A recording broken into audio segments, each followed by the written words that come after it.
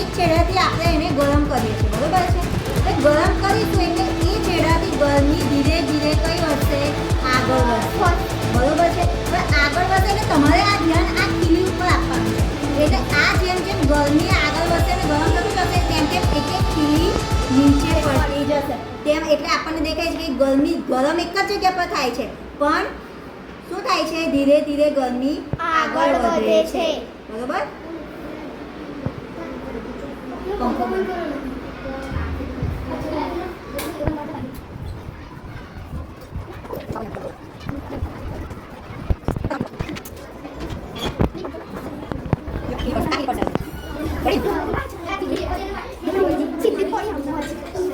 કેમ? કારણ કે ગરમી હવે કઈ પહોંચી ગઈ છે, અહીં સુધી ને પહોંચી ગઈ.